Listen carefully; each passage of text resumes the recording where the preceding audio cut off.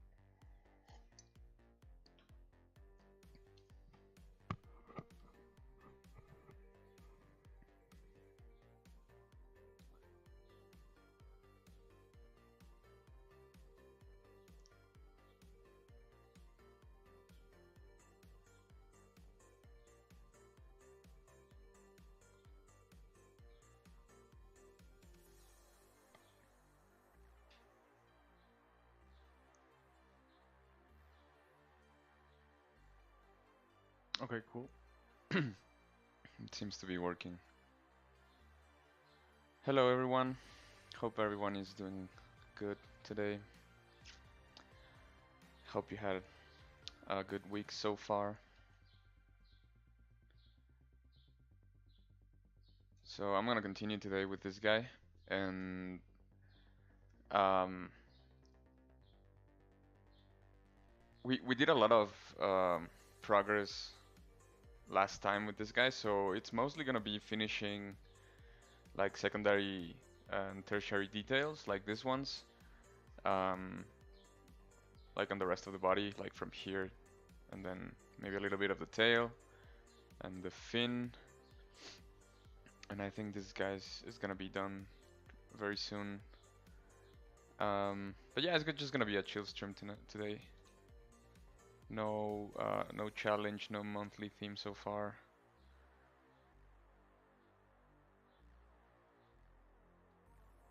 Just sculpt for a couple of hours.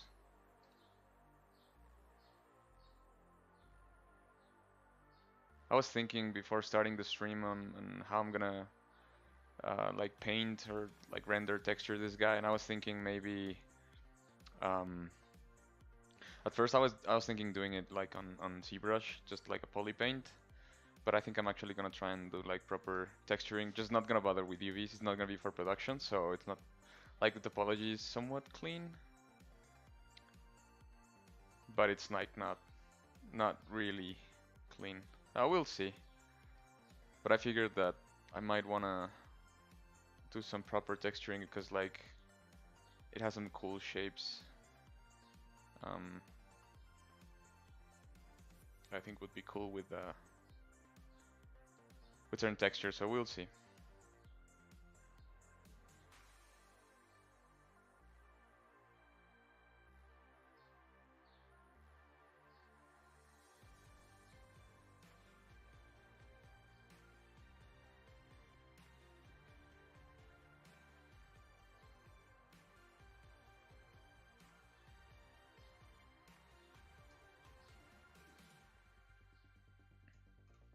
Let's just work on the hands for now.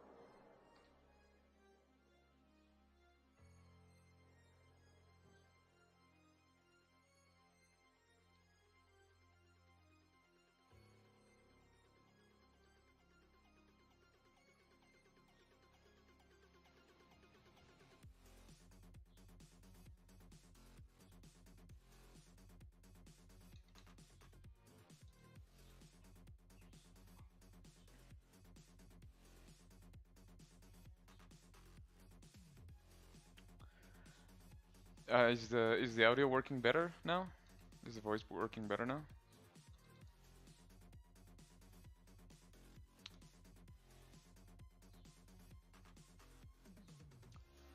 Thanks for the heads up.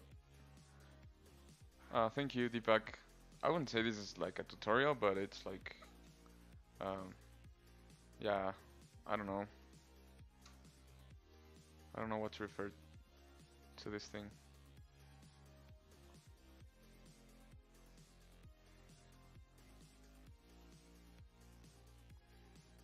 So look, I like to keep the fingers pretty thin, so and they're not gonna be like a lot of detail there, but I want to give them a bit more shape, like the knuckle shape.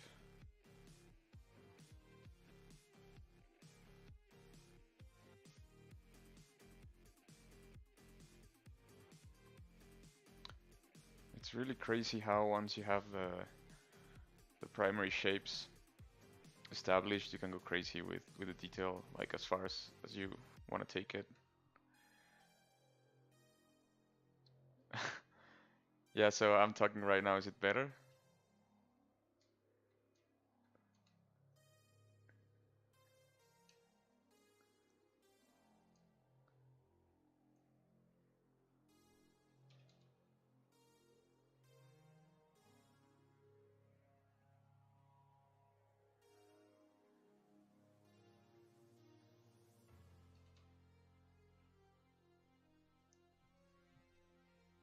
Nice, nice.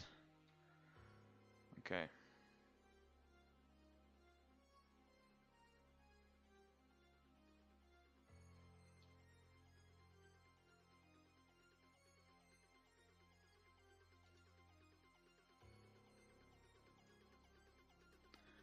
He has these web things anyway, so I'm just going to give a bit of volume here on the intersection of the surfaces a little bit.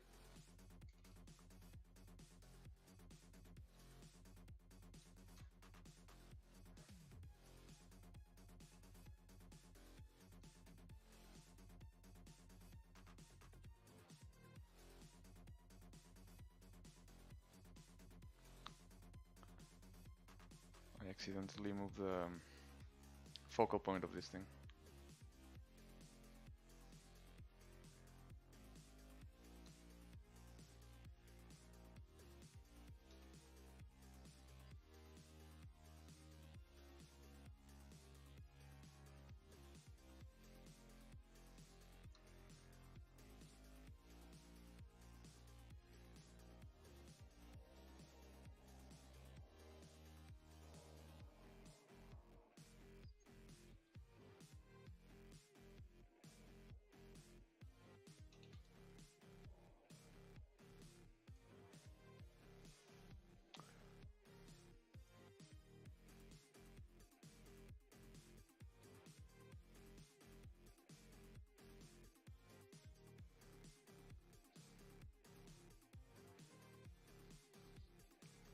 The long finger looks pretty weird.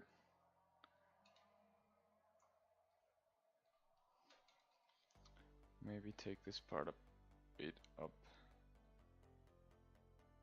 Yeah, that looks better.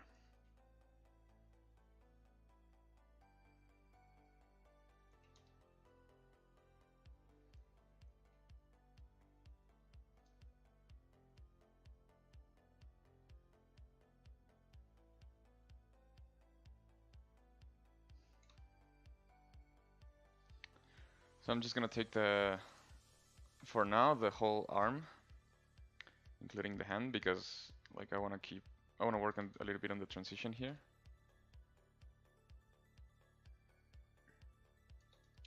So I kinda need to see the whole thing.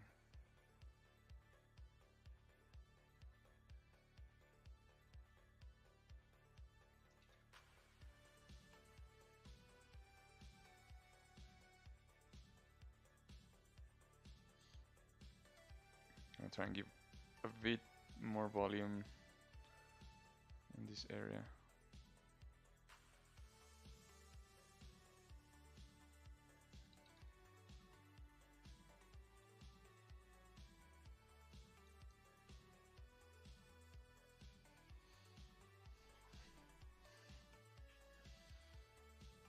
Hey Sasa, how's it going?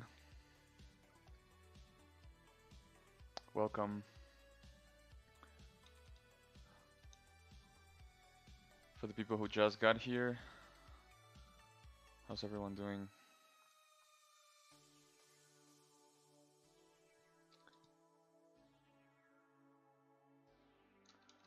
I think I need the lazy radius here because it's gonna make things way easier. Let's put it around 30, not too high.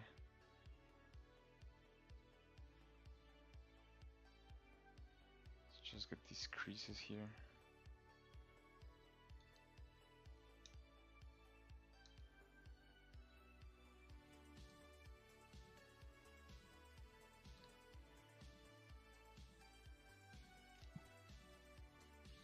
Hey Tushar, hello.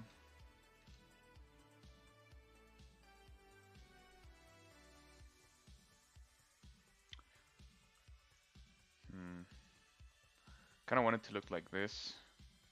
I think I need a lot more volume first.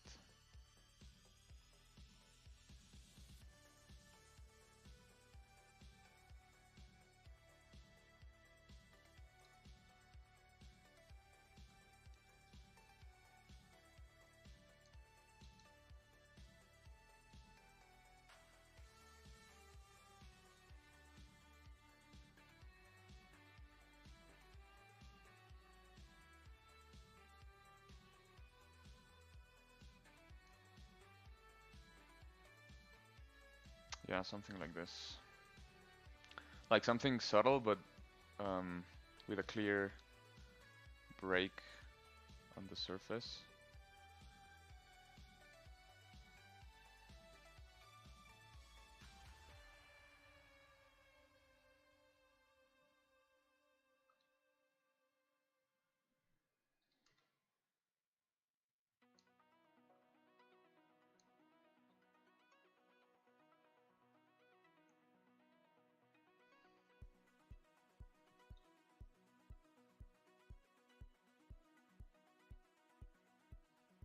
Just want to take some of these folds further down into the hand, but not too much, because eventually I want the hand to start looking cleaner.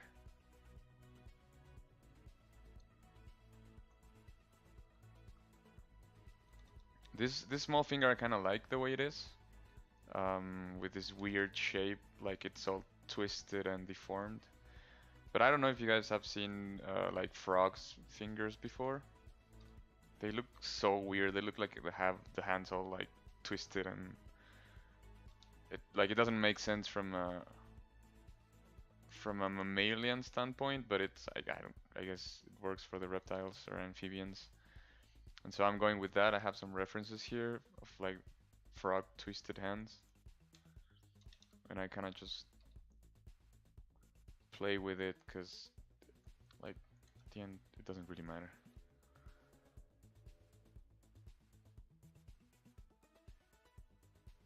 Weird fingers. It's fine.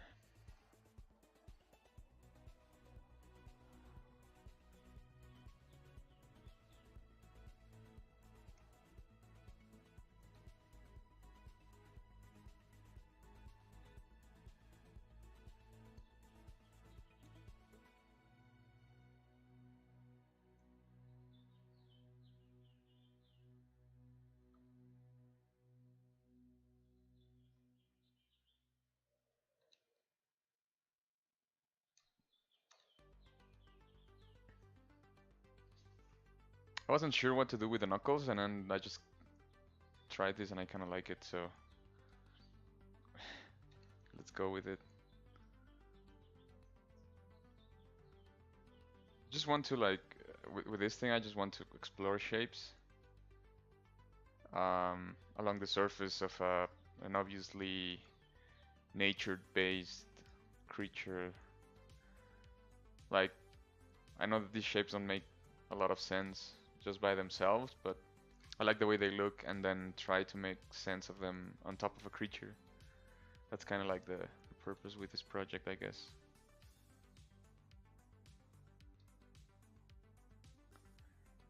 Plus, I intentionally didn't subdivide too much. Like we're on subdivision 5. Probably when I go to 6, um, I'll just do a very quick detail enhance pass. If anything, I don't think I can really. I don't know.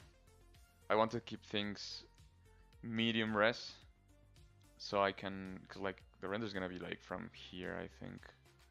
So it doesn't really make that much sense to go like super into the details.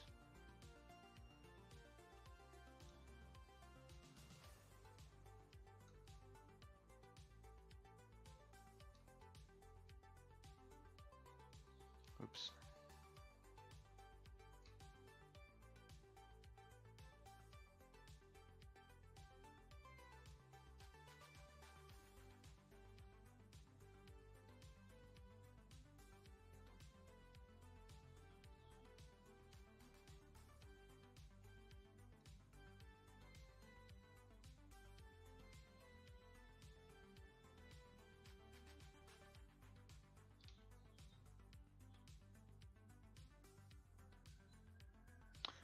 And then for this, I don't think the lazy radius is needed anymore, so maybe I'll just lower it.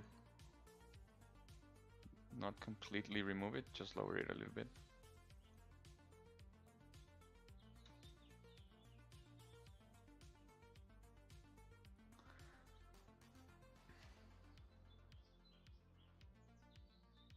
I'm thinking of making some of these edges like metal or some type of rock. Make this creature like properly godly, mythical. I don't know, something like that.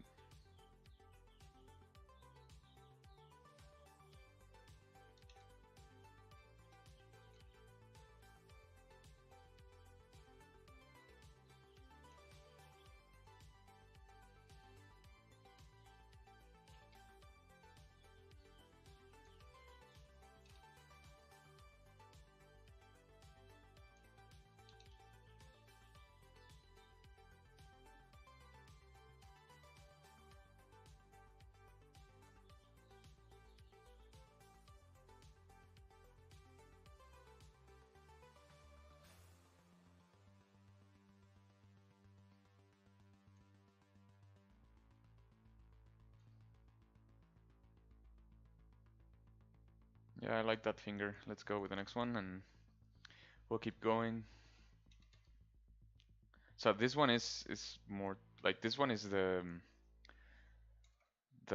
closest one I guess to a human finger, and the rest are, the other two are gonna be pretty twisted. The other three, I think I'm gonna be pretty twisted.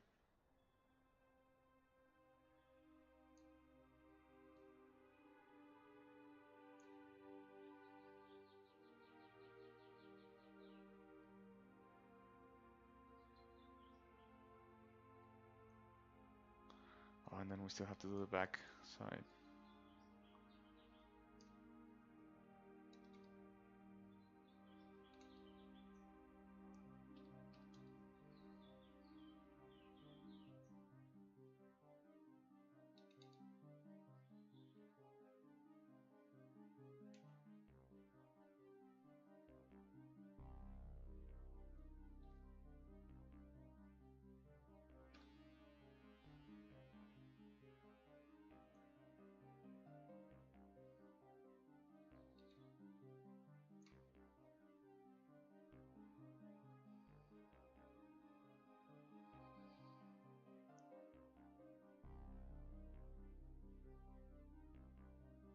Layered mandibles like an crustacean, but shaped like normal vertebrate jaws.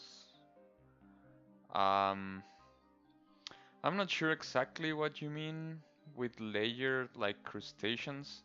I'm guessing like a shrimp, how it has like um the shell going like in steps a little bit. I'm guessing that's what you mean. Um, I don't know. The way I try and approach this thing is like identify what shapes the thing already gives you. Like for example here, if we just look at an arm, this area might look like this, you know, like you have the volume of the shoulder and then the bicep, and then the forearm muscles come from from there and extend, blah blah blah. And so it's like taking whatever shapes the thing already has, just play with them. Just like, oh, here I can do like a break. Here I can do like steps. And so with the jaw, I'm guessing like you could, I don't know, always try and look for references in nature, but I'm guessing that you can take them from the connection down, like make the whole jaw separate and then have the steps run along from the connection from the joint of the jaw all the way down to the chin. I'm guessing that can work. Something like that, like um, just combining ideas from other sources, other places. It's usually, I think, really good when trying to do like concept.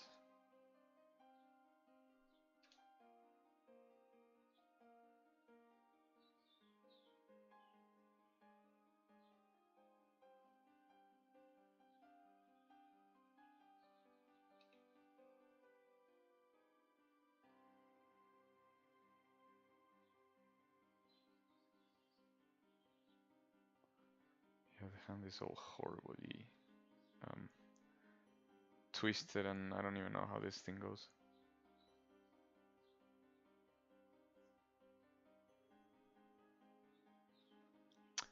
You can absolutely use your mesh instead of Retopo, but it depends on what you're gonna use it for. Sometimes hand Retopo is better if you want specific things, but for sure you can use C remesh. It's really quick. It lets you keep your mesh clean and efficient, and in general it's like good practice to remesh things once in a while.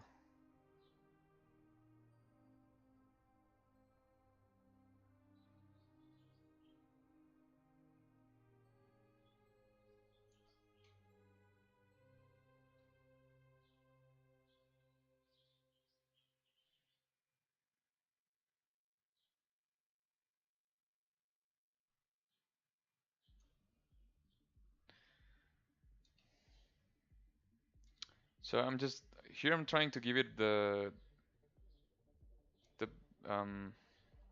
general shape of a hand, and like I said, I'm not gonna go super hard on the detail here because this thing is gonna be seen from here. And he has webbing, or she has webbing on the hands, or it has webbing. I don't know. I don't care. Um, on the hands, so it's not worth it to spend too much time in here. But I kind of want it to look good anyway. If I decide to do a shot like from here, at least I want to have some shapes, you know? Hello.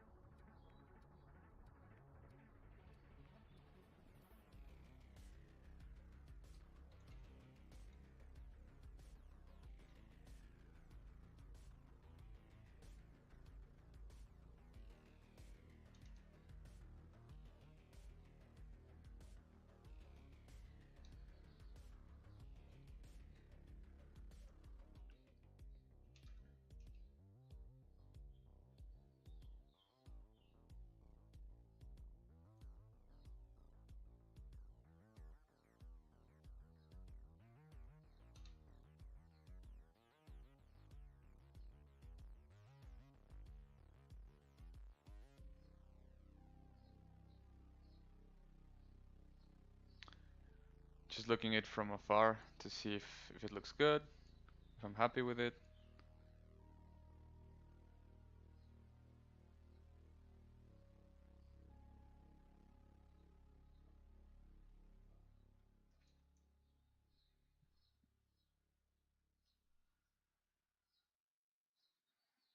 Hey Anna, how's it going?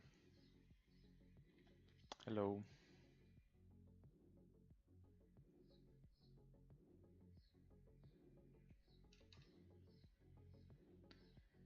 This finger is all like weirdly shaped. I don't know what happened there.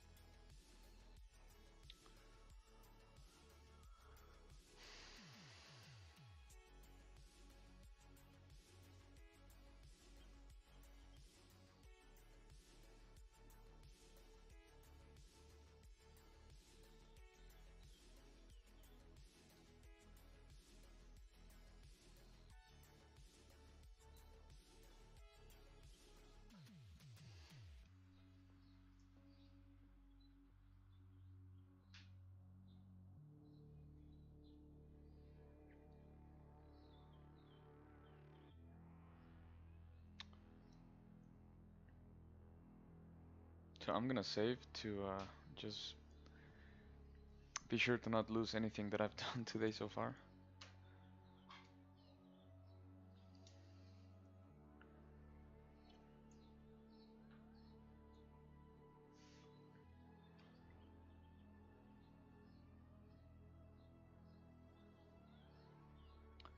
Actually, I'm gonna try something.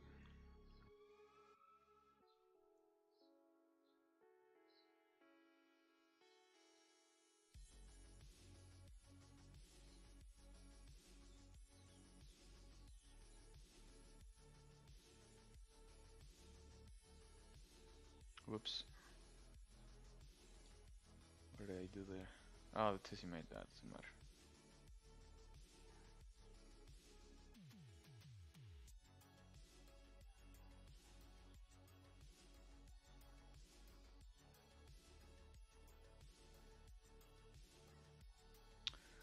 Hey, Abhijit, I think that's how you say your name. I'm sorry if I butchered it.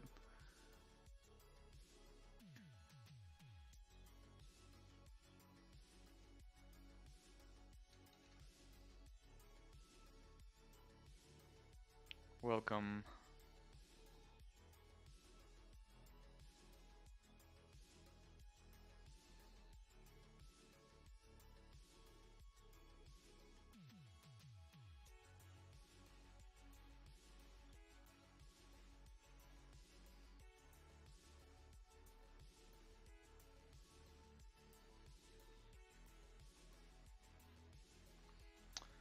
Okay, it's looking good. looking better, much better than before. It was very plain before.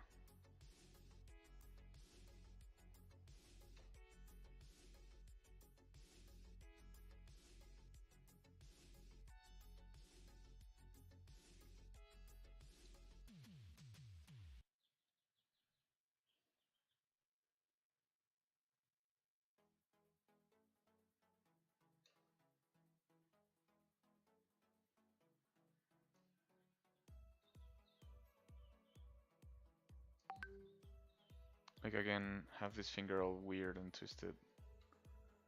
I don't care if it doesn't really make sense. I think it looks cool and it still gives the impression of a hand because of the two other big fingers. So it's fine. I noticed that I like to do 4-digit hands because I hate sculpting fingers, and yet I feel like I do them all the time.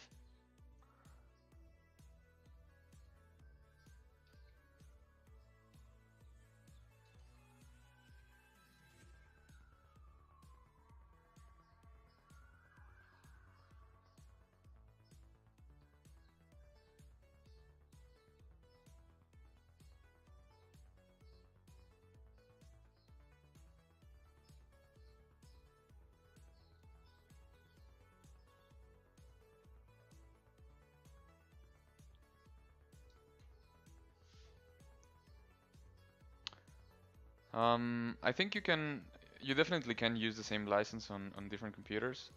Um, I think it's on my licenses page. You have to log in on the Pixologic website and then look for my licenses.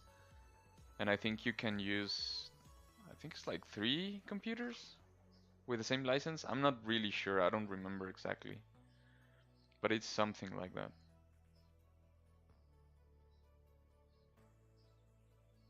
And then you can choose and activate them or deactivate them according to what is it that you need. No, I don't really like this muscle having this edge. I kind of like the more round shape to it.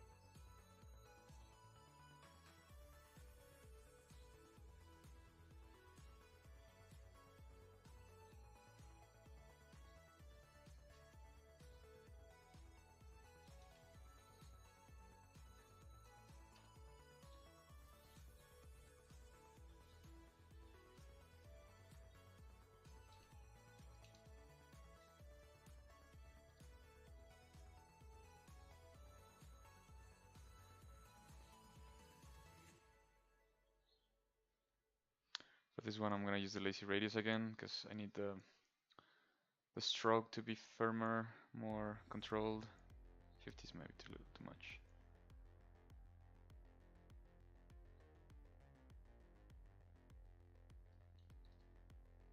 So this is supposed to be like a bone, and so I'm just gonna make it run through here, and then I'll just smooth this part.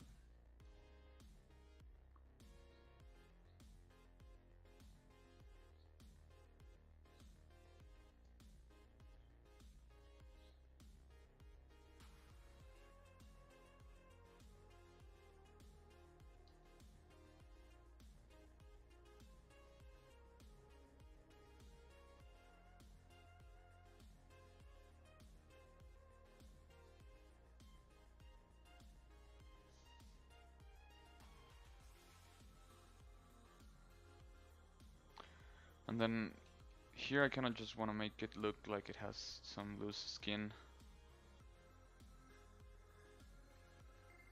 Like the neck of, imagine the neck of an iguana. How the skin looks all folded and stuff. like droopy.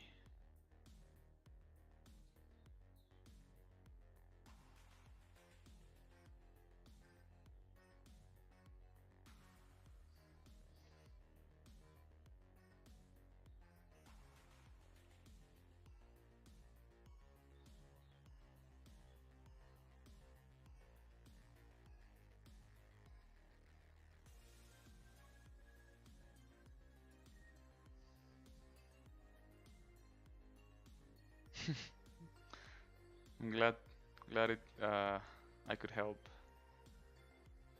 Yeah, it's sometimes it's kind of tricky with creatures because the I think the reason I love doing creatures so much more than other stuff is because I really like anatomy, and I feel like creatures is the perfect combination of both human anatomy and animal anatomy plus some other stuff. Like if you have, for example, if you're really good at architecture and sculpting or like modeling buildings, you can sort of take that influence into a creature. If you like mechanical stuff, you can also integrate that into a creature. If you like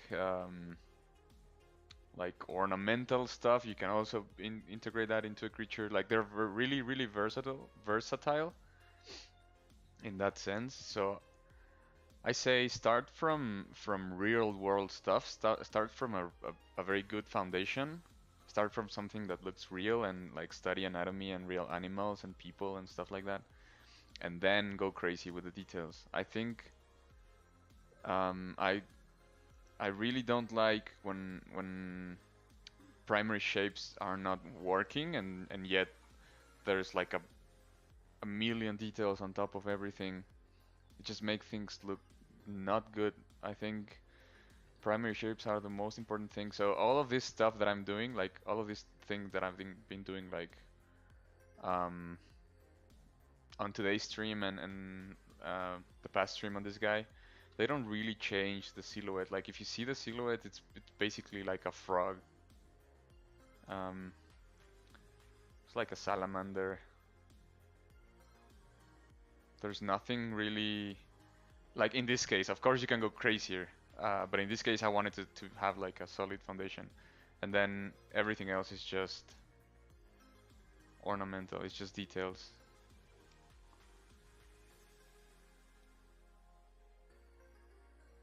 Um, yeah, the thing is, you do need to, yeah, I would say you do need to learn at least one 3D software. It can be Maya or it can be another one.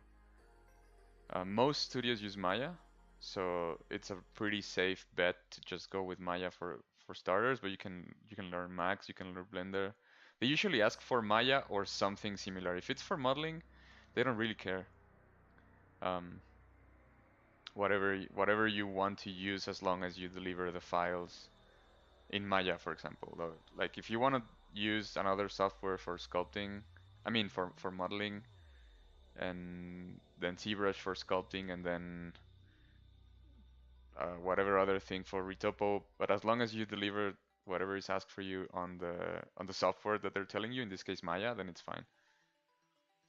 But for other positions like animation, rigging, then you actually need to do stuff inside that same software. Then it's not possible to escape, and you kind of have to use that one. But for modeling, it's pretty what's the word I'm saying? It's pretty flexible.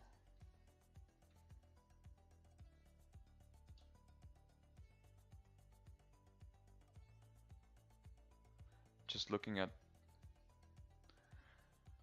some more angles before deciding if it's finished or not. Kind of have to work a bit on the folds on the interior of the arm. Oh, if you want to do concept sculpting, then the thing that matters is the final image. I do like both. My work is mostly in production, but I sometimes do concepts. I like to do it.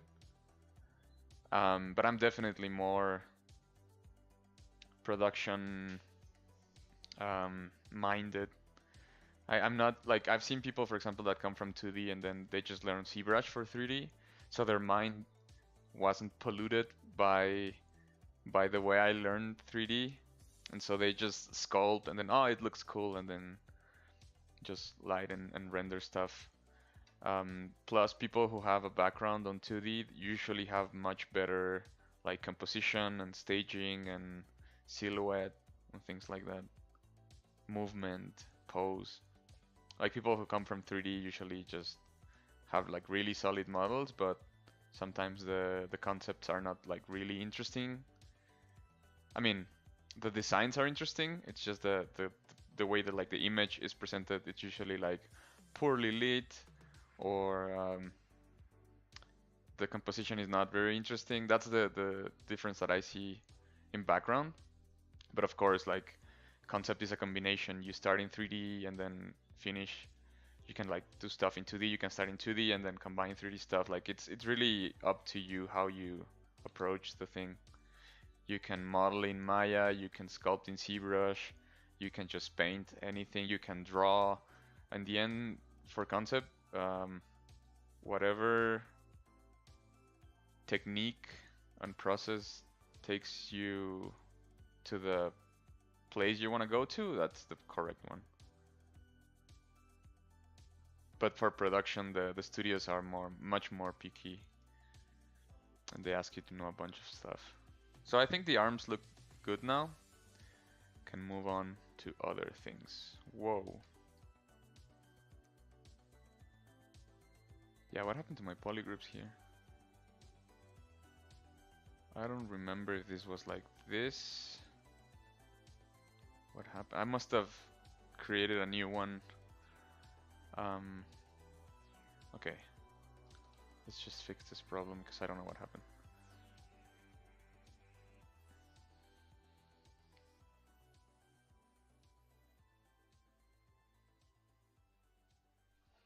Yeah, it's not an easy industry, for sure. It's very competitive and very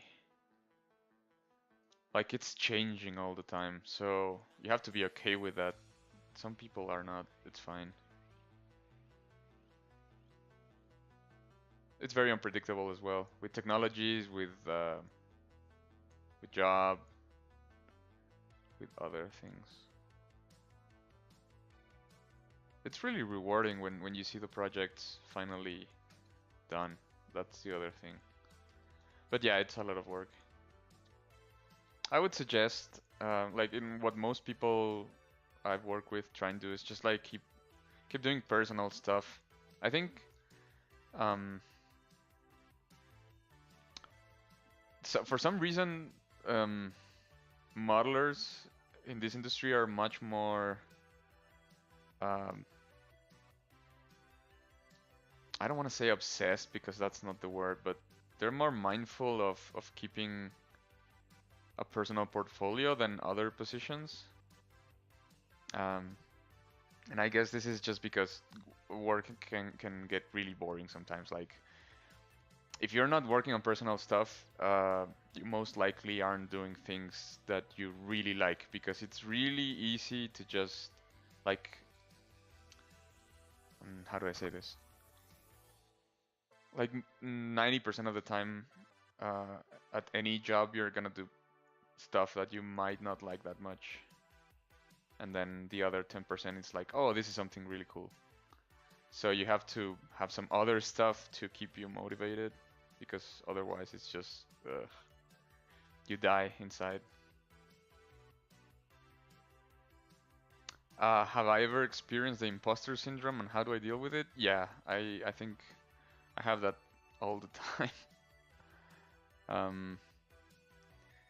I'd say there's really no easy way to deal with that. I would just say that always remember that everyone goes through that. So even like the most accomplished artists that you admire go through that. And so don't feel bad for feeling that. And then the other thing is, our perception of ourselves, it's extremely flawed because we are not objective ever.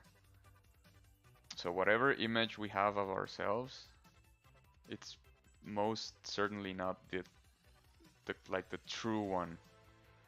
I think the true one is like a combination of how we see ourselves, because we know a lot of things about ourselves that other people don't.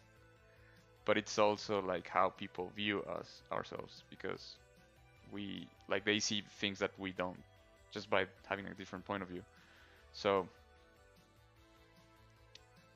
just remember that our minds are very subjective, and with that in mind, just maybe think, okay, like I experienced this imposter syndrome, but it might not be as bad as I think. And yeah, I mean, it's a struggle. I say don't do things for um, like for recognition, because like if the recognition comes, then you might feel like, oh, I don't deserve this. I don't know. It's weird. I think just do things because you like to do them, and if people like it, they'll tell you, and then they'll like you can have an idea of, oh, I might not be as bad as I thought. I'm struggling with this area here. Kind of want to do some ornaments. I don't know yet, but yeah, everyone goes through that, so don't feel bad. I go through that all the time.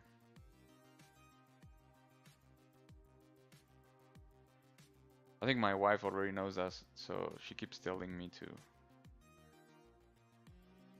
don't be too hard on myself.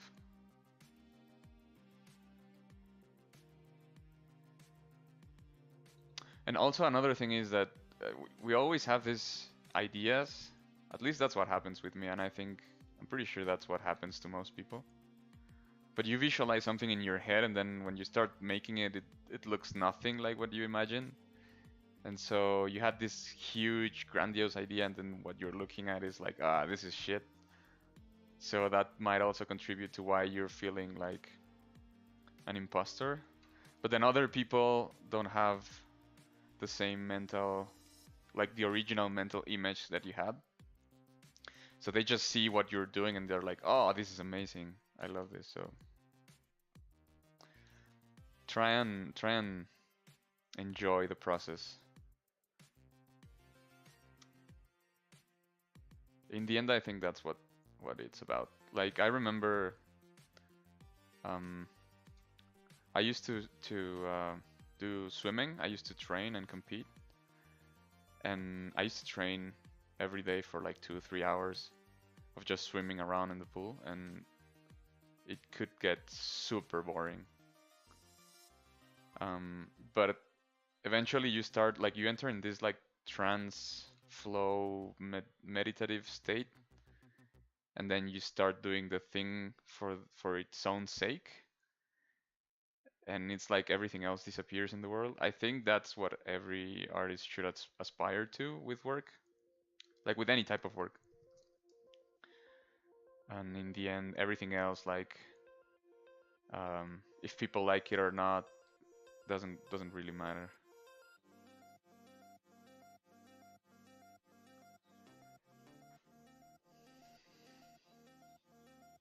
¿Qué onda, JM? No es que reniegue las raíces.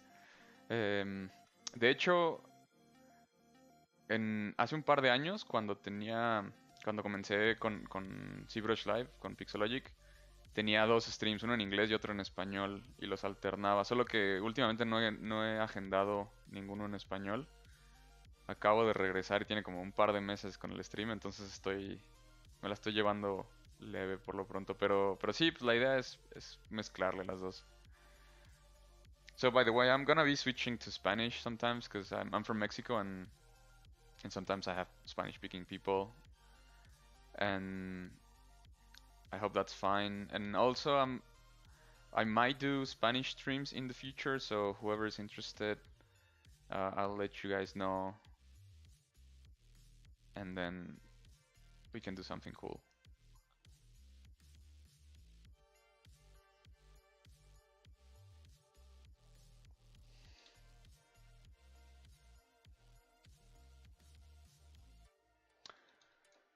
I kind of want to do something here, but I might just the resolution is too low, so I might just go to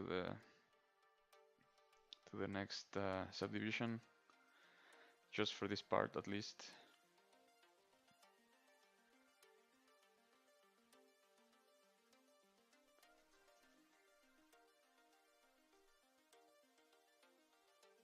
Ah, no te preocupes, gracias. Acá andamos. So which polygroup is this one? Okay, I need these two.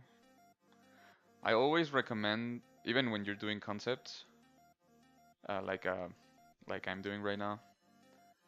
This is gonna be just for a final image, by the way. So, of course, I'm paying much more attention to the front. The back, I'm pretty much done with the tail, I guess. Maybe some details here and there, and I just need to finish this part and the legs. But I recommend even for concept sculpting to keep clean topology if you can with remesh and polygroups, because it's gonna make things so much easier. It's like much easier for the computer to process everything that's happening.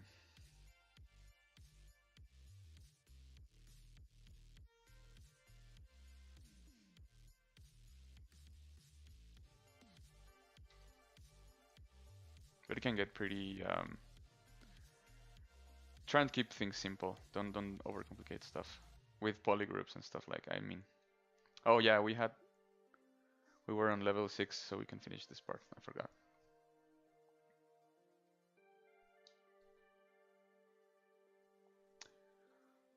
Keep going to the lowest one by accident.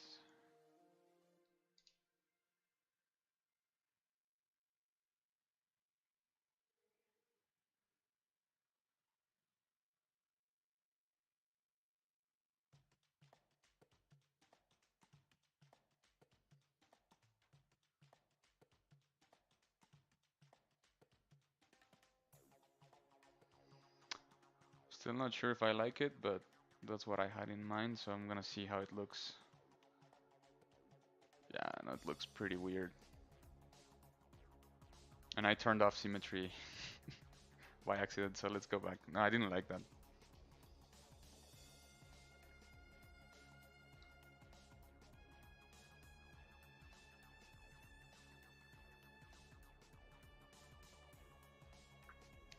Cuídate mucho, saludos hasta Cuba. Qué bueno que pudiste ver un ratito. En el futuro hacemos un stream en español, no te preocupes.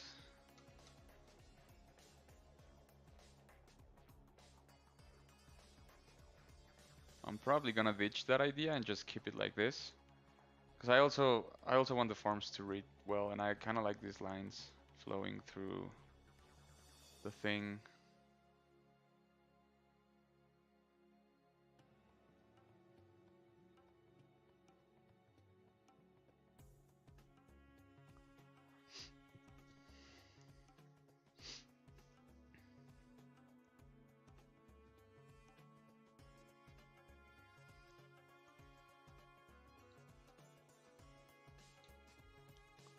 So instead, I might just give it a little volume to break the planes. I don't want that thing. That's why I have like a plane here and then a plane here, plane here. I don't want things to look super flat.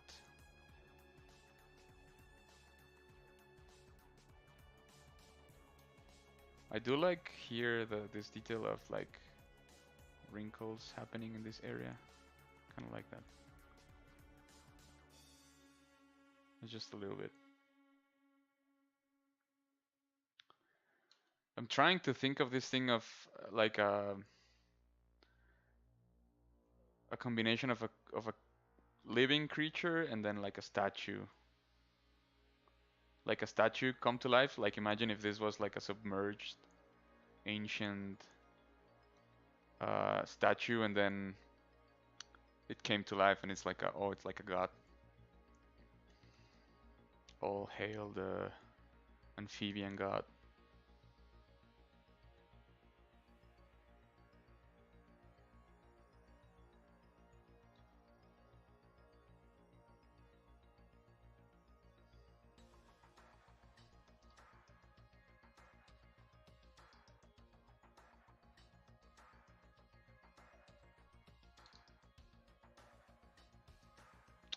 Okay, what is going on with my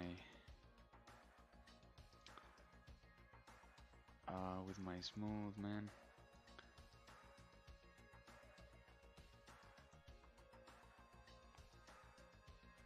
Not with a smooth, with the symmetry.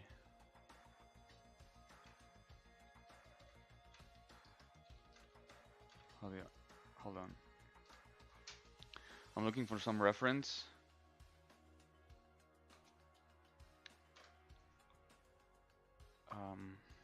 Something I want to do.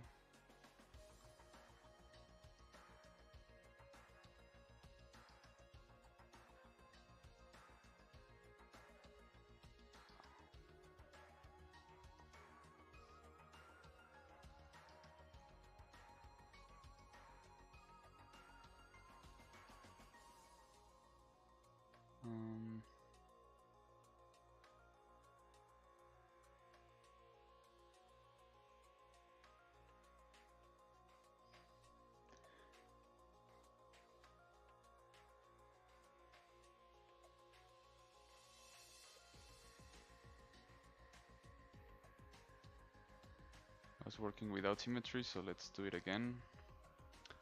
To make sure that I don't get any errors. No, turn on symmetry, yeah. That's it.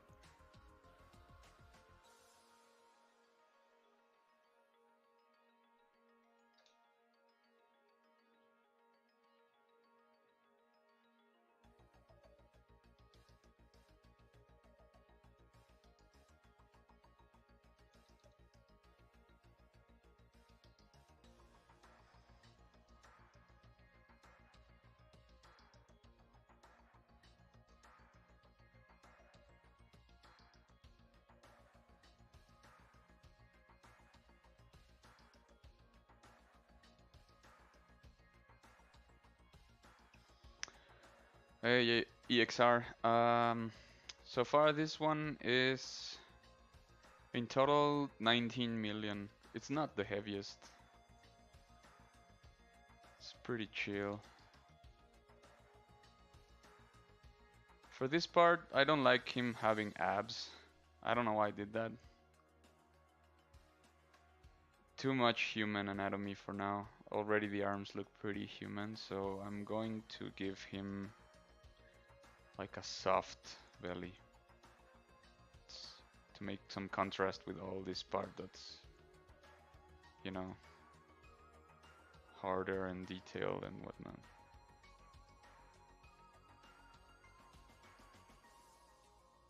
I don't even know what all these are supposed to be. I don't know if, like, kind of look like eggs. They could be like just surface detail, like bones. I don't know, but I think they look cool.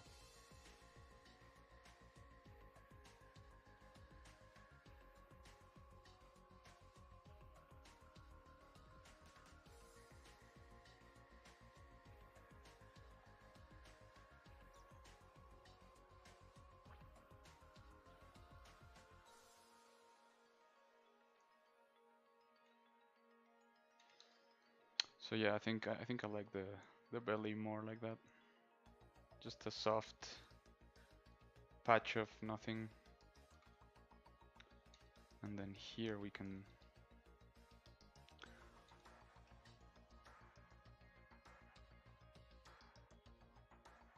start imagining the hip. Just try and match some of the other shapes. We're still on res 5 and resolution level 5. Like a part of me wants to go higher to 6, but I'm trying to control myself because I want the low resolution to limit me a little bit. So like if I can If I'm not able to do it within this resolution, I shouldn't be doing it because it's just gonna be um, like a waste of time. Uh, Not a waste of time, but I'm it would be me going deeper into detailing that I probably don't need to do. It's not gonna have like a super close up or something like that.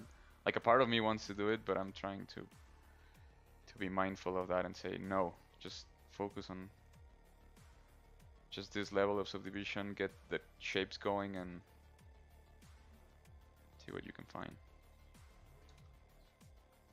Because that's also the other thing. I sometimes don't even know how a certain part is gonna look like.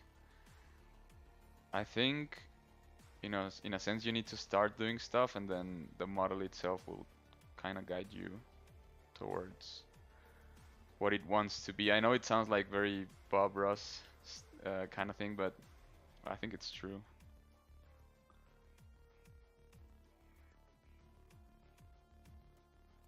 Working on a creative field, how are you able to balance your own personal work? Do you get creatively drained when you get done? Yes. Yes, this is very normal. There's been periods in my life where I've gone like months and months without doing any personal work because just because like normal work has been so heavy. Sometimes you have overtime at the studio and working there like for 12, 13 hours a day. Yeah, your creativity and your will to do anything else gets drained pretty bad.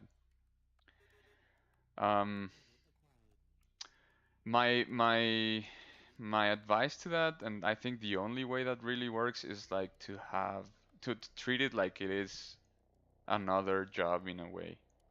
If you really want to be consistent, you have to do it whether you want to or not. And that's what I've been trying to do this months here. Uh, with the pandemic, like working from home, it's just like no, I have to work on stuff. And usually after a while, like after half an hour, 20 minutes, the like whatever excuse I had in my head for not wanting to do it, it goes away, and I just keep working. It's like a trap. I try to trap myself into working. But yeah, absolutely, it happens. You're like so sick of everything. You don't have any more energy, but you gotta do it anyway. Um, a trick, like for example, right now I'm trying to work for a couple of hours as soon as I wake up. Like just sit at the computer and work for an hour and a half, and then go do some other stuff, and then start the day like normal, you know. And so when that happens, I already covered like by 10 a.m., 9 a.m. I know that I already covered like a couple of hours into personal projects. So no matter what the rest of the day looks like, I already put like 2 hours on personal projects. It doesn't happen every day, I must say, but when it does, it's pretty cool.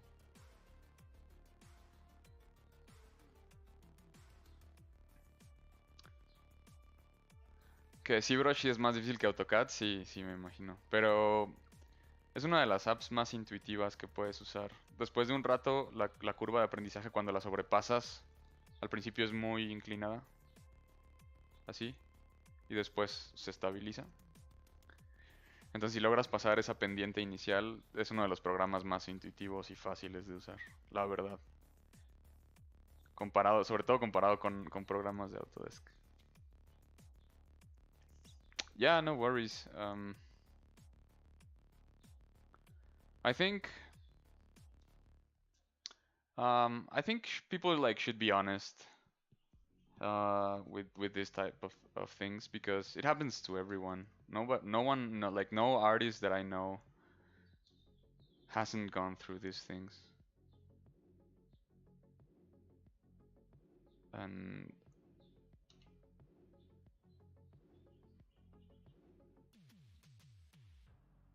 I think it's even common in non-artistic fields even. I'm not sure I like this um, things here. I don't know. I don't even know what to do here.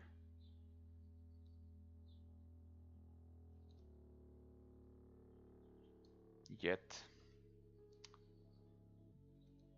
I just try and work on the spine first to see if that guides me and gives me a little bit of a blueprint to where to go.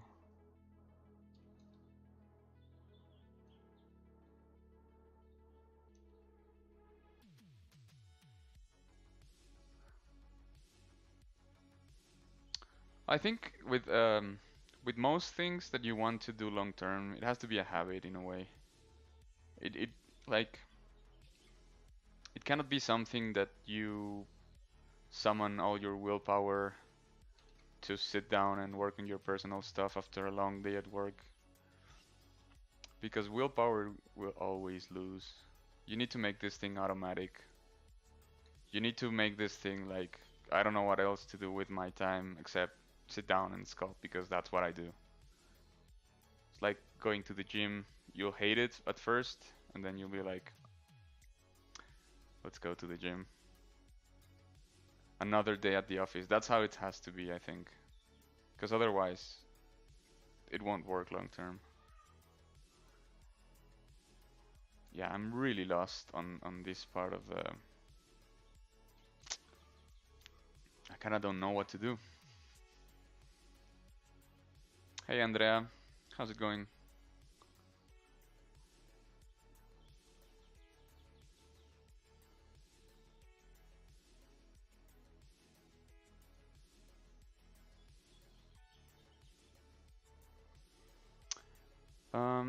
Let's bring up the legs, the tail, and the torso, and see if that gives us more room to work with.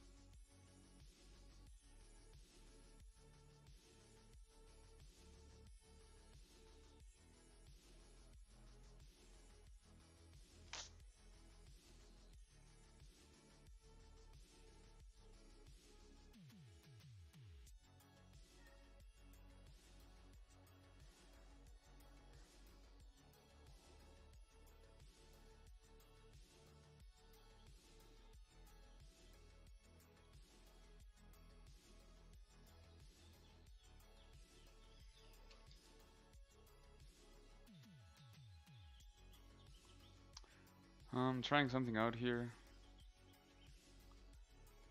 Some of these patterns.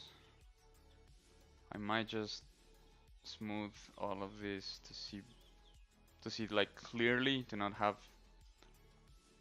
some noise. Kind of like infecting the decision.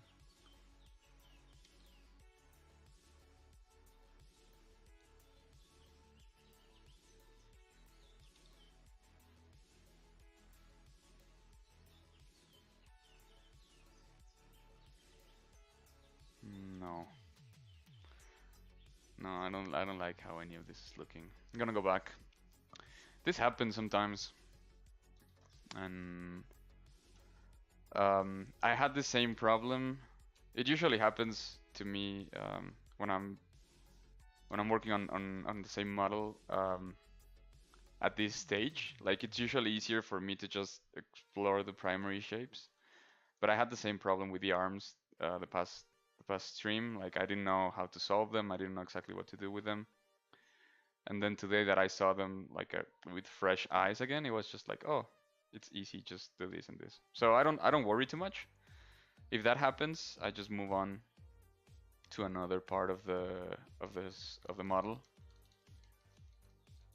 Let's just revert all of that, because if I don't like it, I want to just get rid of it so I don't have like that like influence in my head of things that are already there. I want just like to get rid of it and start over.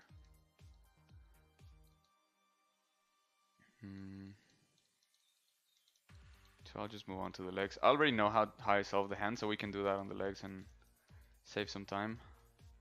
So I think I'll do that as soon as I finish with the Control Z.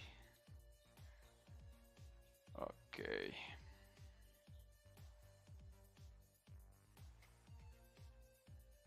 So just work on the legs for now. They also have the webbing, and they also gonna have like weirdly shaped fingers.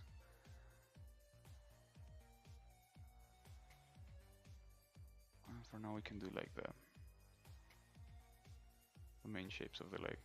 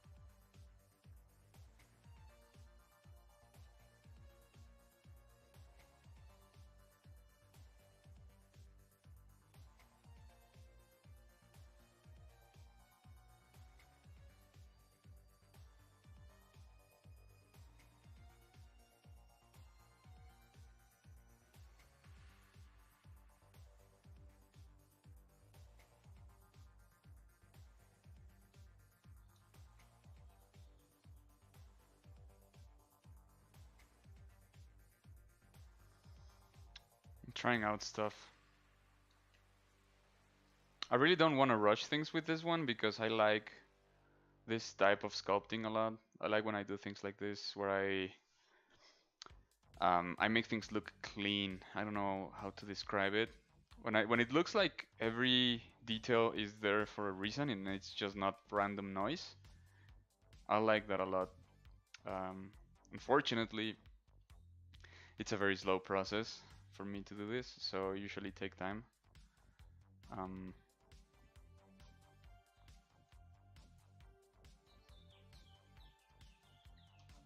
But I think it's really rewarding to sometimes take your time. So the knees are the elbows of the legs, or the elbows are the knees of the arms, however you want to look at it. There's a common misconception with animals that they have the knee backwards, and what we're looking at is really the talons, like this part, for example. Some animals would have like legs like this, and people are like, oh, they have the knees backwards, and it's just like, it's not the knees, it's the talons. The knees are like upper in other parts of the body. So since this is like the elbows, I kind of want to do the same thing that I did here, like this sort of shape.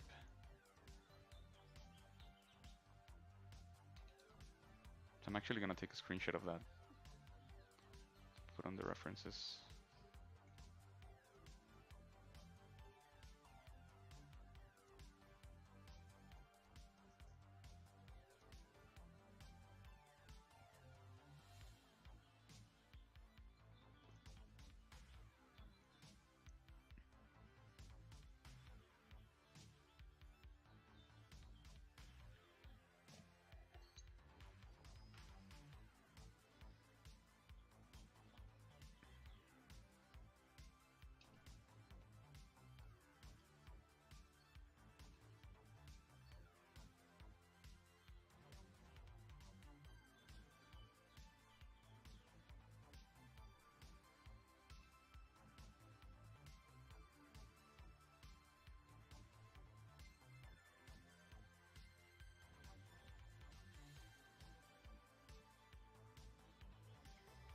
So first I need to make sure that I have enough geometry there to support that. So I started to do the shape without having the primary shape defined. So that's really important.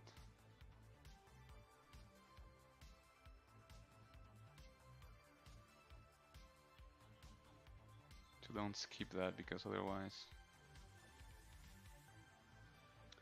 it's harder to fix things later if you have a lot of detail. I mean, you can go down in subdivisions, but usually it's better to um,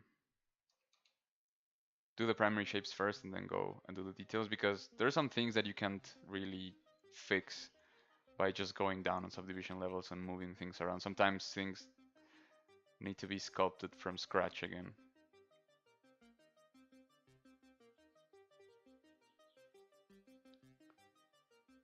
Which is also like not a bad thing. Sometimes I've been forced to do things second, third time.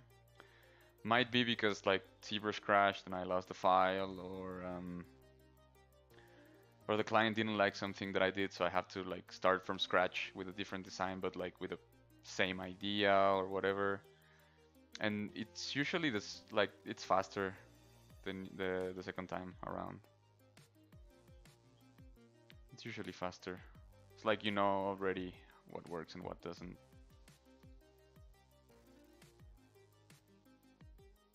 Sometimes we are like super afraid to lose all of the things that we've already done. So sometimes we spend a lot more time trying to fix an uglier model instead of starting a better one from scratch.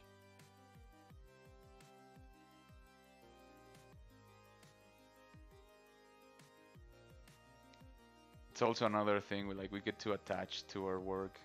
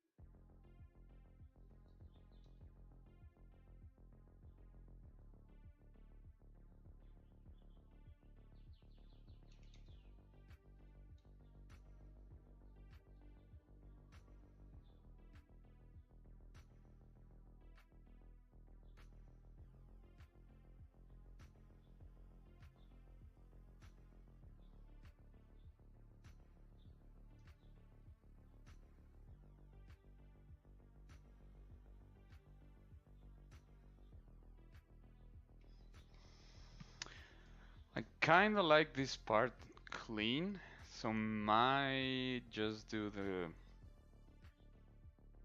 hip area and then just do some wrinkling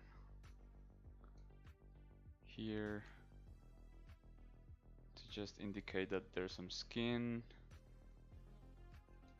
And we might just leave it at that, because another thing that's good to have in mind, I try to have it in mind as often as possible, is to also not clamp everything with detail, to not cram the whole thing with just detail and on top of detail on top of detail. You have to have areas of rest.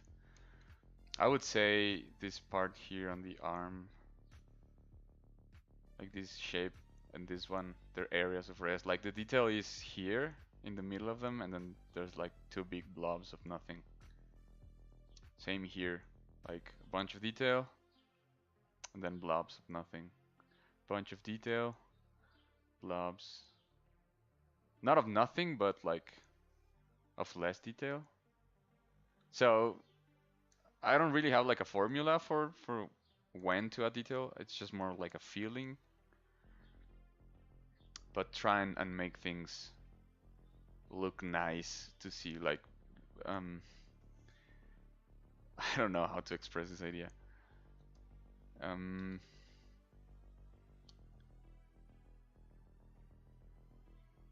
Ask yourself if the forms are flowing, if you have proportions, if you have rhythm.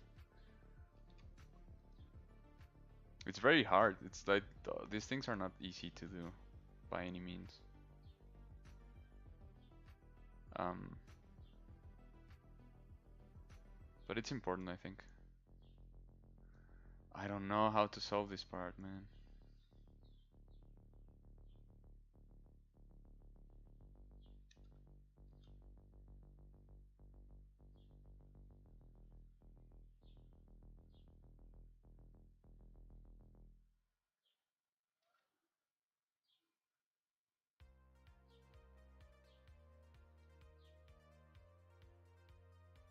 Actually, I like this better.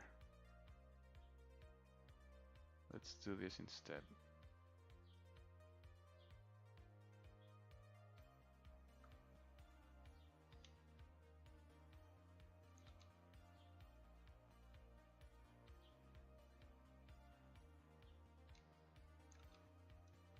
Yeah, like a small separation there. Um,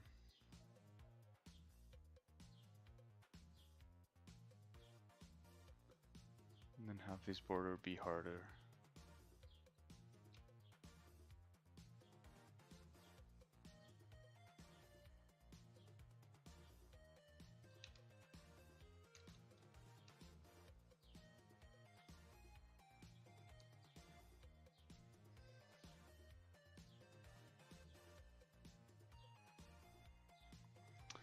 Something like that.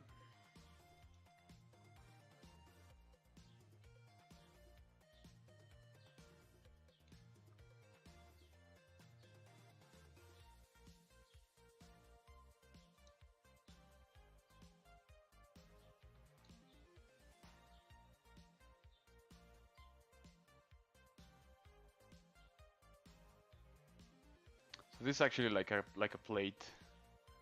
This border, and then towards the center has like the soft muscle. Well, that's the idea anyway. Same with this one. It's all a work in progress. I'm gonna do a bit of the folds.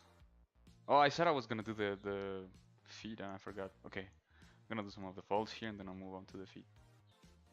I like to jump all over the model and to not stay in one area until it's finished. I don't function well like that.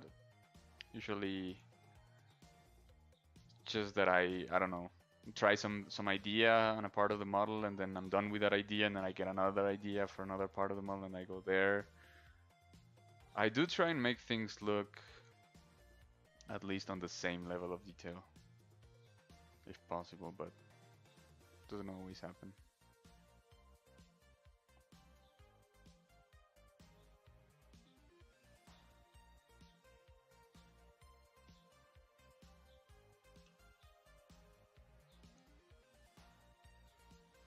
I feel like this part of the hip is perfect for some detail like this,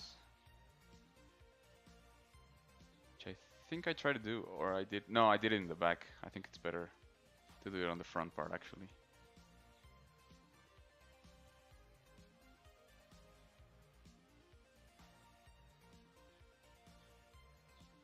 Yeah, like here.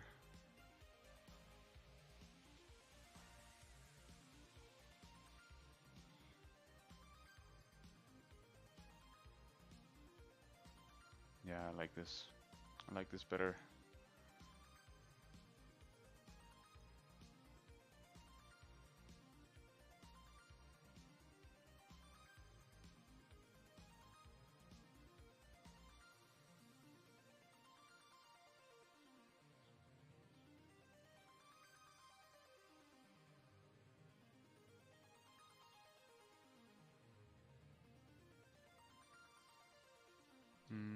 No, I don't like that.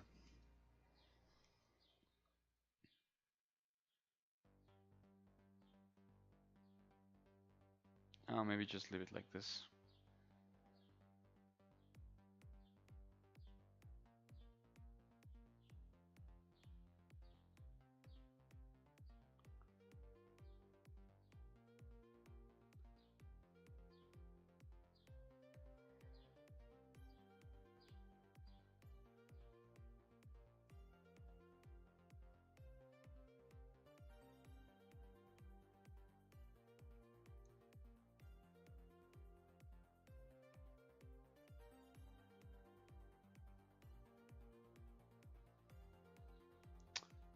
Again, I'm struggling there.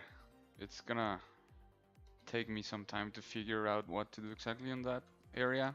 But at least I figured out that I want to have this detail on the front of the hip instead of on the back. I'm just gonna get rid of this part here.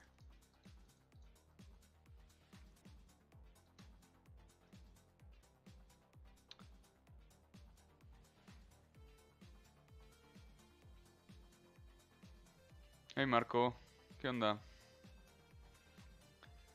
¿Qué dice la vida?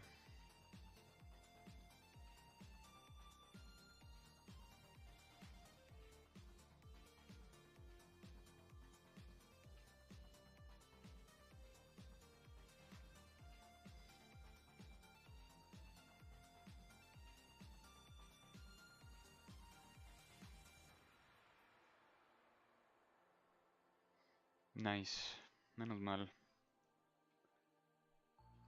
Tiempos de paz.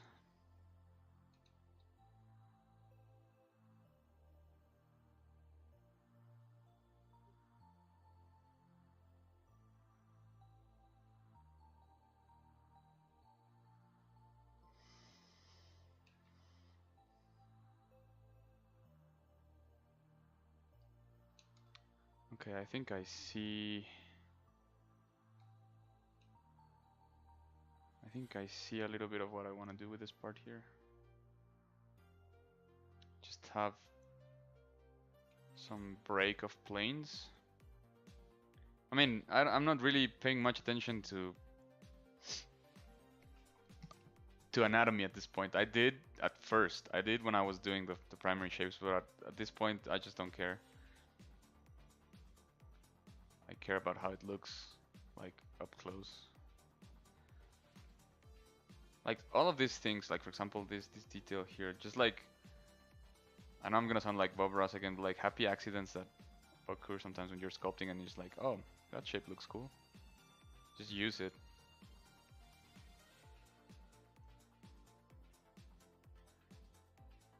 It's a bit of a, like, I would say 70% coming up with stuff on your own and then 30% looking at your model and saying, oh, there's a cool detail here that I can use. Just go with that.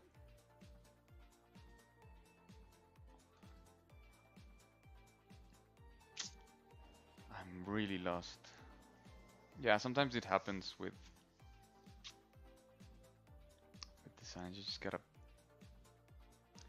figure it out. It's like a puzzle. Make things connect and look good.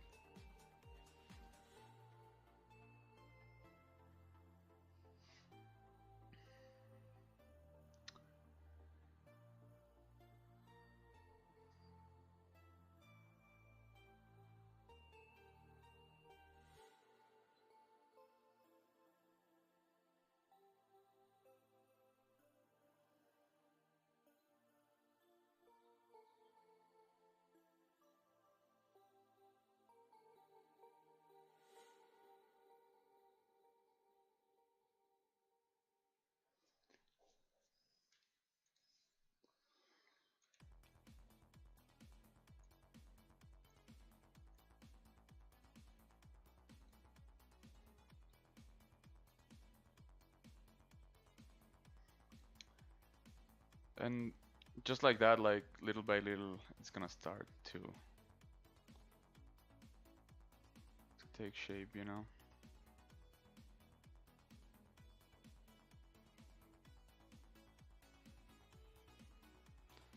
Other things I forgot I have smooth strong. Oh shit, I just changed to orb cracks. No. Gonna change to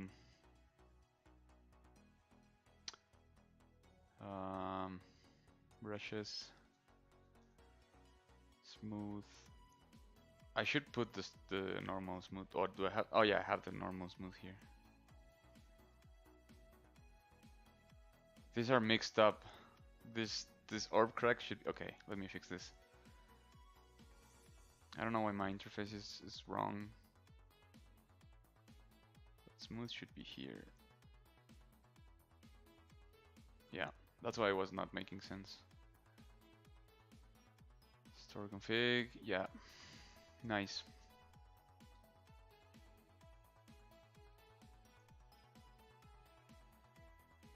¿Y ya se vacunaron ahí en la escena?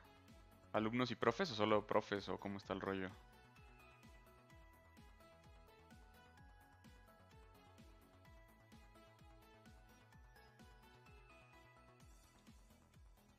This music is always so cheerful. Mm, I like how I'm making things look plated. So I kind of want to do the same thing on the leg, but I'm having a hard time figuring out how to solve the shapes here. It's the last part, well, except from the toes, but who cares about the toes? So they're all the way in the back. I mean, yeah, I'm gonna do the detail there, but like I'm not worried about that too much. This is mostly the last part I have to care, and then we're pretty much done.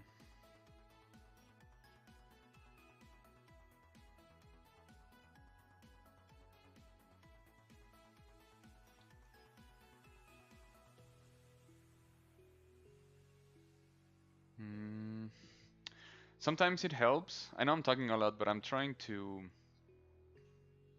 think loudly, to talk what I'm having my train of thought just go.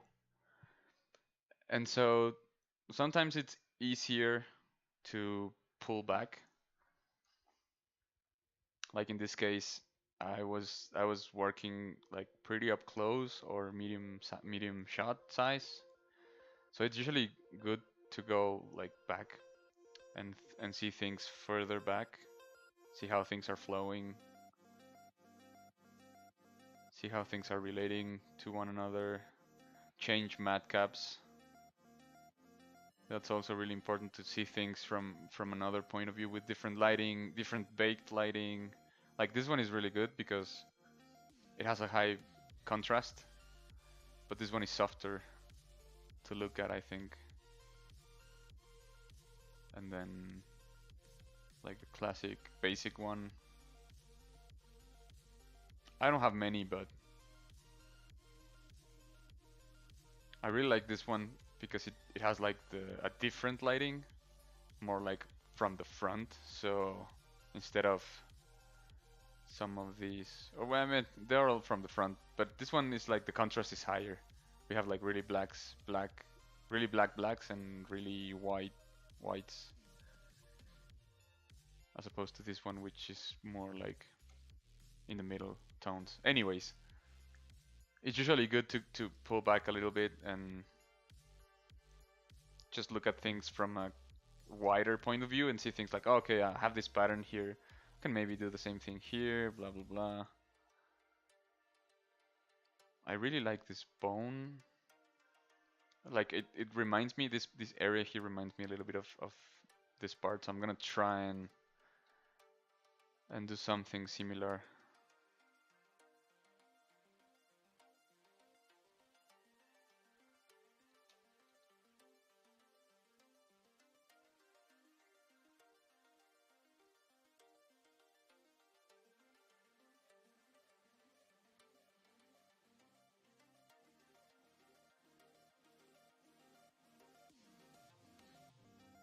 Thank you, man.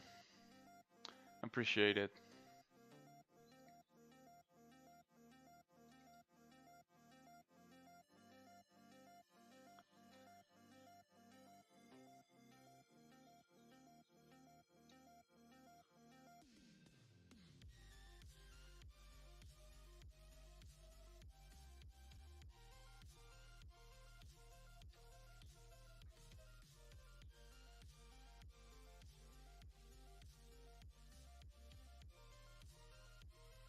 ¿Qué onda, Sergio? Saludos. ¿Cómo andas? Espero que todo bien.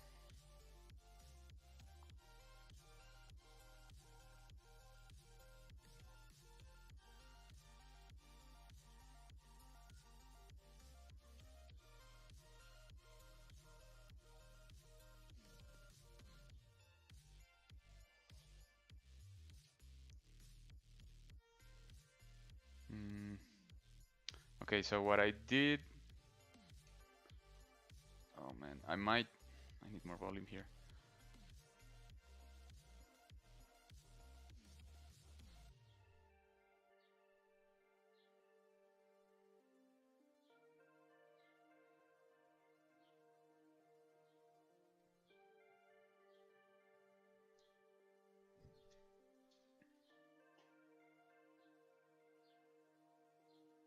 Um, the inspiration for this thing was an ajolotl. They're these pink salamanders, really cute, small one. And I don't know, just like this started on stream actually. I think I've worked on this thing exclusively on stream.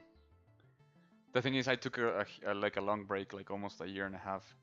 I started this one a long time ago, and I think I was just like, I don't know what to do. Just gonna do like a salamander, and then from there it started to grow into, oh, maybe it's like not a regular salamander, it's like an ancient godlike creature, and then I'm trying to reflect that on the design. Gracias, Sergio. The best texturing software right now, I think your best bet is go with Substance Painter. It's really good. It's really easy to use.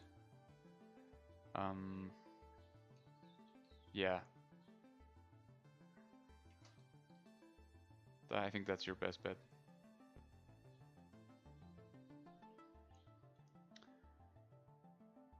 No, poly painting is good. The thing is, it's like asking if a hammer is good, or if a screwdriver is good, or if a seesaw, or like no, that's a playground thing. What's the name? Like just a regular saw, like any tool. It's like asking if any tool inside a toolbox is good. Depending on how to use them, like of course a screwdriver is not gonna be good for nailing things to the wall, but a hammer will. So these are all tools, and polypaint is really good and really useful for many things. It's really good because it's basically because it's inside ZBrush, and ZBrush is so intuitive and so easy to use. But for me at least, I think you can do a lot of stuff with polypaint. You can do masking with a surface, you can do alphas with polypaint, you can do polygroups, you can do all sorts of different brushes and textures, and unfortunately you don't have layers the same way that you do in other softwares. So like you can use layers, but there's no blending mode, for example. There's no way to say, oh, I want to say to apply this effect on overlay or multiply. So in a sense, it's more of like a traditional painting technique in a way. But it's really good. It's really useful for fast things. For I think even like Chris Costa, for his excuse me, for his hyper realistic portraits, I think he textured them in ZBrush with polypaint, which is nuts in my opinion. That guy is crazy. So yeah, it all depends on how you use it. You can totally paint production textures on polypaint. It's just gonna be a bit harder, I think. Um, but for concept and illustration and things like that, it's super useful.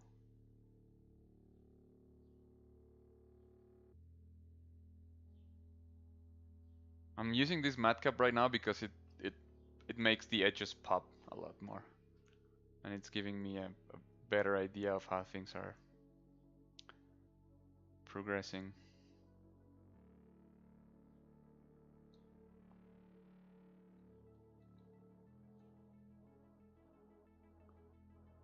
Yeah, I kind of like this.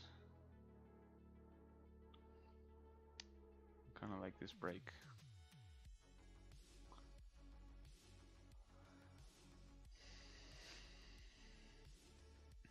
You're welcome, Chinmaya. I think you should learn both anyway. Keep doing Painter. Um, it's a really good software. But also, you should learn how to polypaint some stuff for when you need to do things that are like faster or less complex, or it wouldn't hurt. It wouldn't hurt at all.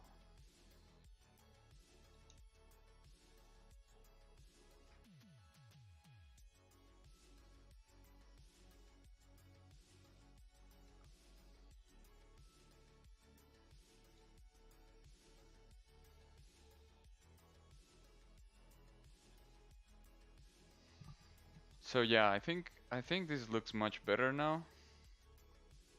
Even though it wasn't what I had in mind, so I'm trying to figure out just how to separate this part, because I did want to make this a separate object, or like at least have a division there, like a plate.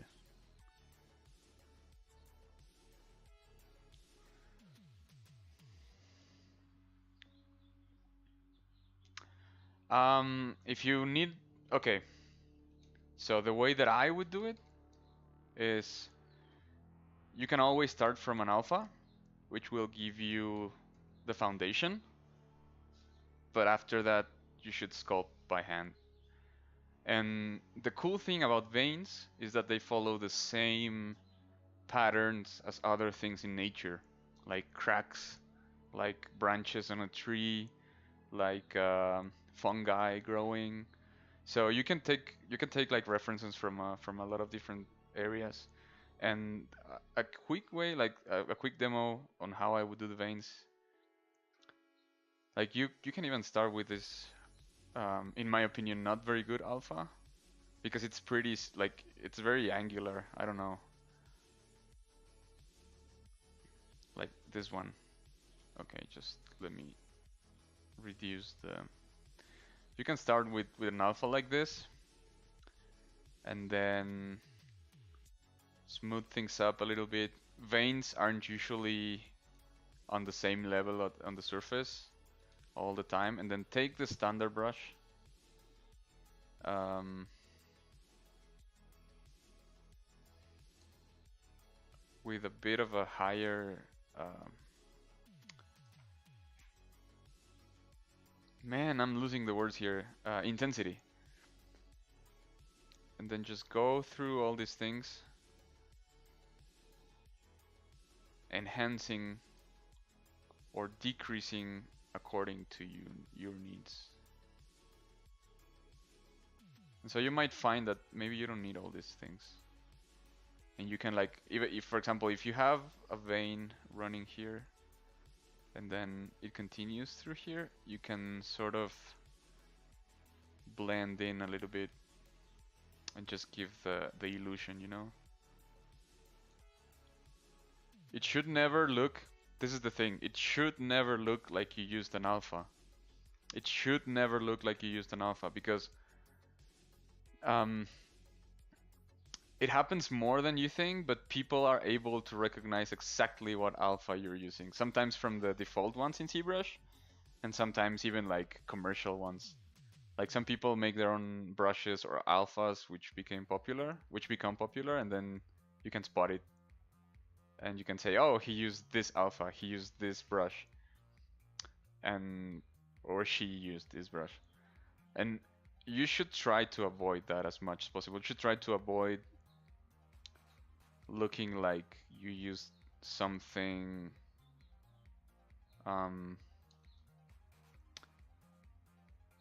I mean, no matter, like, you can use whatever you want, but it shouldn't give away your tricks in a sense. I don't know if that makes sense. What I'm trying to say is that it's not that you give away your tricks, it's just that in my opinion, like, sculpture should be independent from the tools. A tool shouldn't define a sculpture. So your sculpture shouldn't be defined by, oh, he used this alpha or he used this brush. Yeah, exactly. Like, you start from a base and then sculpt by hand. Like, it's really easy to think that alphas will solve all of your problems, especially when you're starting out. I remember thinking that a lot when I was starting, that I just like put an alpha here and it'll solve all the problems. And the more experience I started to get, and the more I worked, and the more I see other people's work, I think the best sculptures, sculpts, or concepts, or whatever however you want to call them, are the ones that where you can see that the artist did a lot by hand. Those are, in my opinion, the better ones because you can see the personality of the artist there. If it's just like a 3D scan of an actor, and then it's like perfectly retopologized, and then it has like texturing XYZ maps all over, and it looks like hyper realistic. It's like technically impressive, but I don't think it has like a lot of personality to it. But if you see instead something like the monsters from God of War, like if you go to Rafael Grassetti's page and you see like the trolls and like all the other characters, even Kratos, I think it's really clear that you cannot tell like which tools, which brushes, which alphas he used. He probably used a lot of things, but he blended them in a way and like gave them enough personality to not look like artificial. Yeah, you can always make your own alphas too. That's true. Like this is a perfect example that I can give. It's like it's a pretty funny anecdote, but I did a couple of alphas for texturing and sculpting off of quail eggs. So I went to the supermarket and we normally don't get quail eggs, but we got them. We got quail eggs that time, and they're all spotted. Like they have all these dots and spots and patterns. So I just took some pictures of the eggs and turned them into alphas. And they're pretty useful for texturing like organic stuff, creatures, monsters, things like that. I don't use VPR that often. For quick things, I use ZBrush, Keyshot. For other things, I use Unreal, the engine, or Arnold, or yeah, stuff like that. Yeah, for huge objects, you do need the alpha. Otherwise, I mean, well, maybe you don't need it, but it helps things a lot.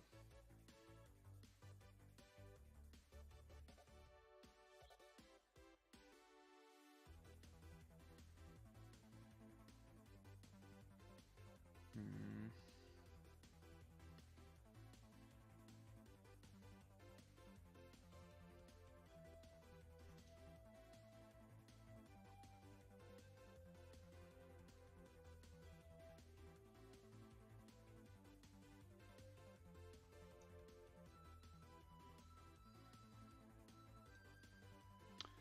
Okay, so at least I didn't like in the end this part up top, but at least now I like this part and I kinda understand how to solve the rest, I guess.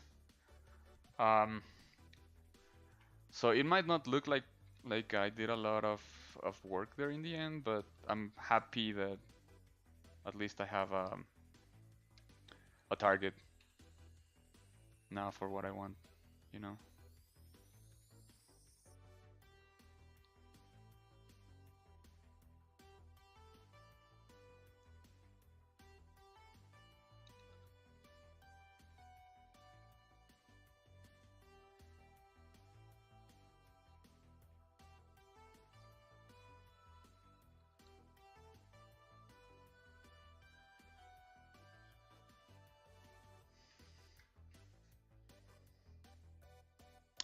No. Well, I'm not sure, but I don't think so. I think Cycles is the render engine and Unreal is the render engine. Unless I'm confused about something, but I don't think so. And Cycles, oh man, I might be wrong on this. If I am, I apologize. But I think Cycles is like ray tracing type of renderer, and Unreal is like real time. Although you have ray tracing in real time too nowadays. But what I mean is like like render for pre-render stuff or like real time, like animation versus video games. That's what I mean. Um, yeah, Cycles is in Blender, but I don't know if it's outside of Blender. The only time I've seen it is inside of Blender.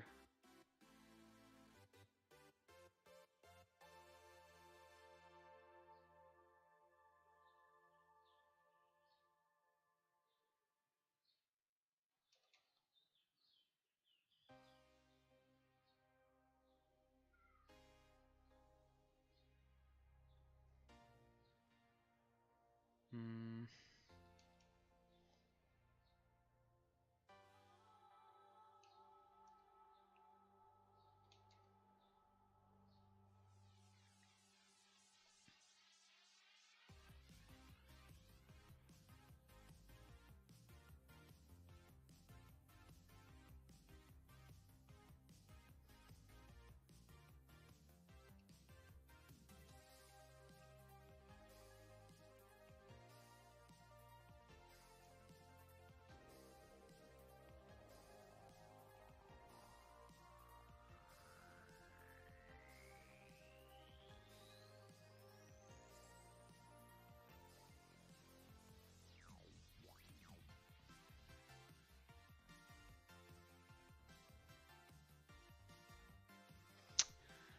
We're almost there. Almost there. I just need to figure out how to solve this hip thing. This area in particular is bothering me. I want something there, but I don't know what to do. I just move on to the toes. Well, it depends. In this case, it's taking a while because I don't really have a deadline and I'm not rushing it. And I'm trying wacky stuff like this. But I guess we can do like a creature from start to finish, like in as little time as a couple of days to like a couple of months. It all depends on how further you want to take it. Like I know for a fact that Godzilla took several months to complete and several people working on that asset. And like King Kong as well. But for more simpler creatures, like not non-production stuff, usually like a week would be like maybe 3 days. I don't know. It really depends. The type of creature, the type of project.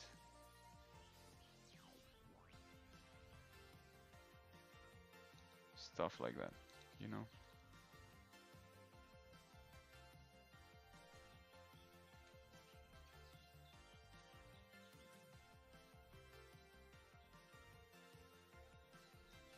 So I would say a week if you need like a close number.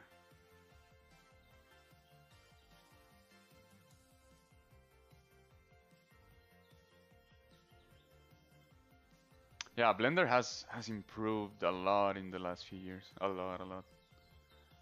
Um,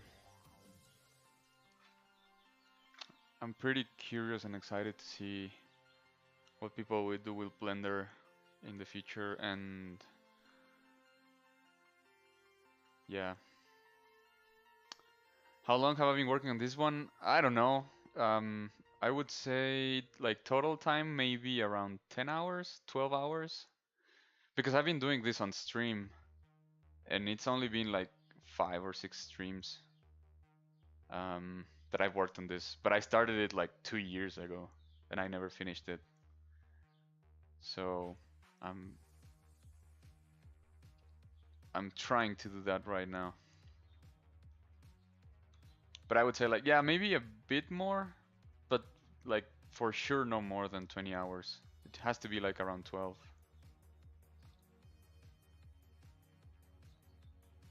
Thank you. Thank you, I appreciate it.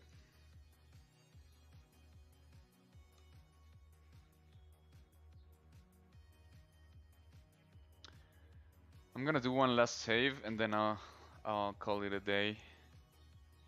Um,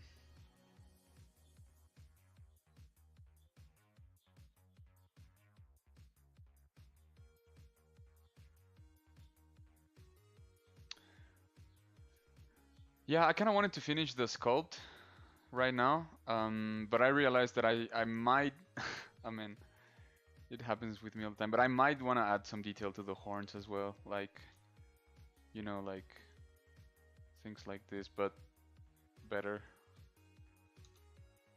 Actually, doesn't look bad at all. I might leave it like that. Okay, I'm gonna leave that, even though I did like in 1 second. Um, yeah, I still wanna maybe add some detail on the horns and then finish the fin. Finish this part here. I mean, it doesn't look bad, but I don't like it. I kind of want to have something at the end there, and then finish the legs, and then that's it. I can paint it and render it. What is this? It's supposed to be like an ancient god of the oceans. Um, has all this weird shit on the body to make it look royal or divine, and it's probably gonna like a mixture of a statue and a creature or an organic creature. That's the idea anyway. Yeah, so yeah. Um, Thank you guys, everyone who tuned in today. Thank you for the questions and the comments. It's always nice to read everyone, and I'll be streaming again in 2 weeks. I'm doing Thursdays, alternating with Mike Thompson. At this time, it's 11 a.m. Pacific time. I think I'm really bad. It's like 1 p.m. Central.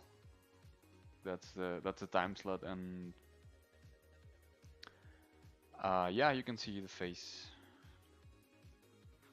for sure.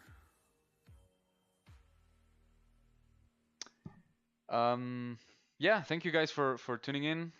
If I do a stream in Spanish, which I really want to do soon, I'll let you guys know, and then you can always tune in even if you don't speak Spanish. But it's probably gonna be interesting just to hear foreign language. But anyway, thank you guys.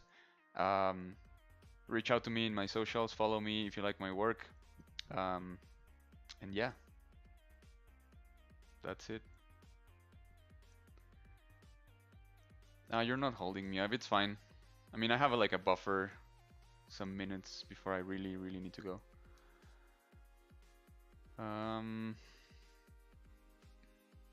Thank you. Yeah, this swirls. I don't know why I started doing them, but I kind of like them, so it's just transferred to the rest of the design. I'm trying to make it look fantastic. Thank you, Eric. Thank you so much. All right. See you guys in 2 weeks. Take care, everyone.